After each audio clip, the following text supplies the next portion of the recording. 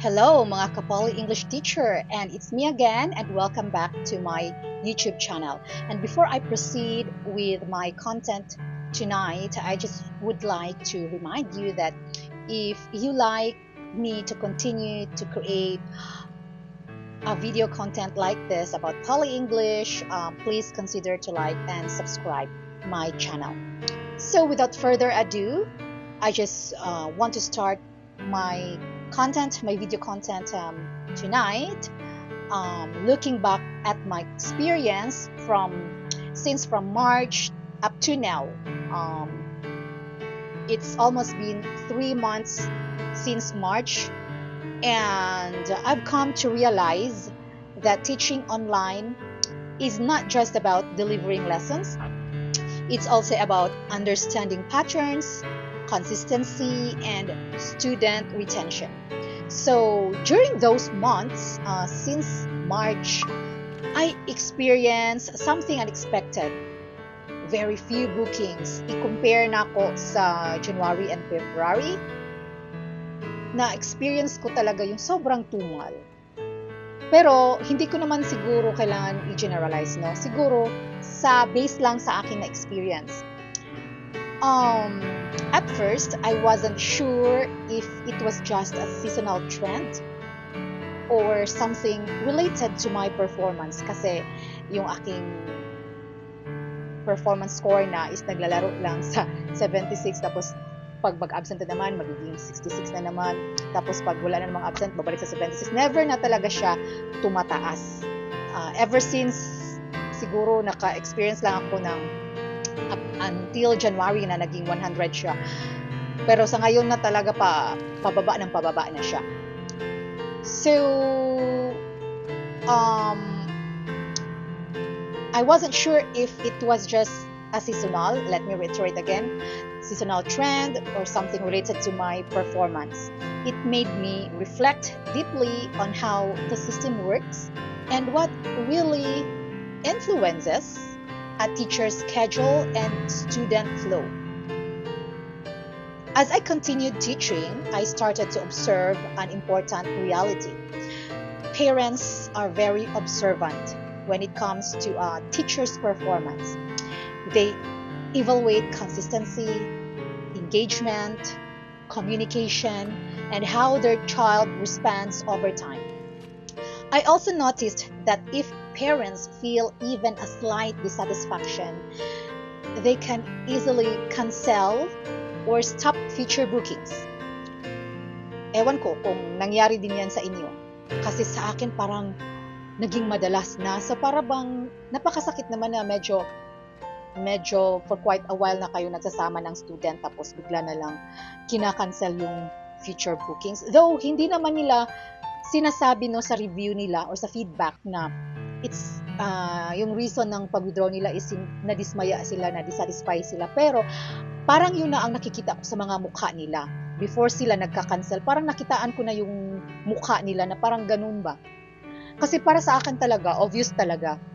Kasi andyan naman talaga sila sa tabi ng bata. Tsaka makikita ko yung aura nila, yung mukha nila na talaga bang para bang ang asim-asim.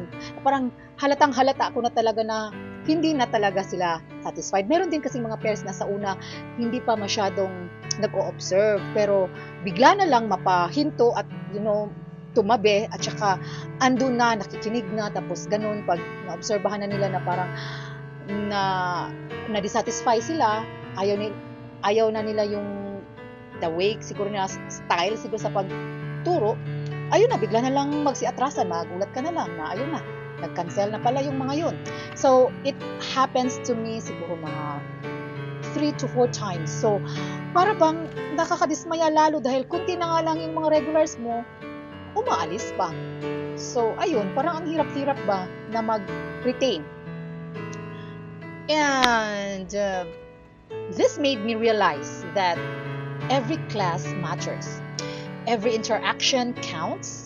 Even small details in teaching style, patience, and student engagement can influence whether a student continues or not. Despite that challenging period, I'm grateful that I am now at level 2. That progress gave me motivation to continue improving and refining my approach. Another important insight I discovered is communication with lesson support. When I reached out to request new students, I was given two, one trial and one regular student. That showed me that being proactive and communicating properly can also open opportunities. It's not just passive waiting, it's also about taking initiative. From this experience, I learned a very important lesson. Impressing and genuinely connecting with parents and students is one of the most powerful tools in student retention.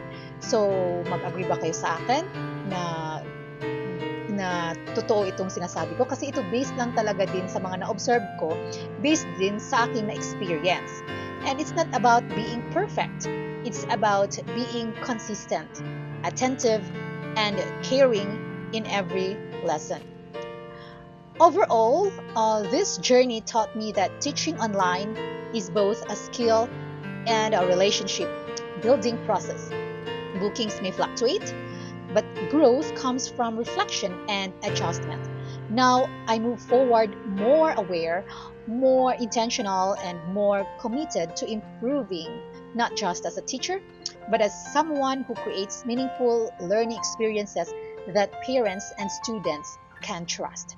So, mga ka-poly teachers, kung na-experience nyo din ba yung na-experience ko at saka ano yung best na mabibigay yung advice sa akin, kindly comment down below. Kasi siguro, no, kahit may 6 years of experience ako, siguro hindi talaga pa rin siguro enough yun na to consider myself na maging complacent na ako kasi master ko na, ganito na ako. Para bang feeling ko nga the more ko pa talagang pagtiyagaan na magiging maayos yung performance ko dahil nga ganun ang nangyayari ba na parang yung expectation ko dati na akala ko na makakadami ako talaga ng regular, hindi naman talaga nangyayari na ito based lang sa nagiging experience ko dito sa poly. Pero yung sa ibang platform naman kasi may paiba-iba siguro dito kay poly is very flexible talaga. Yung sa iba naman hindi sila ganun ka-flexi pero hindi rin naman sila ganun yung mga parents sa parents side hindi naman sila ganun ka-perfectionist. So siguro dahil nga mataas yung expectations nila dito kay poly kaya siguro ganun na kailangan nila muna talagang ma-win mo sila, makuha mo yung taste nila para mag-retain sila. So ayun lang, this is for now and I hope that you can also continue to support me so that I can still create more contents about Poly English and especially sa aking journey dito as a Poly English teacher. So thank you and see you next time. If you like my videos, please like and subscribe.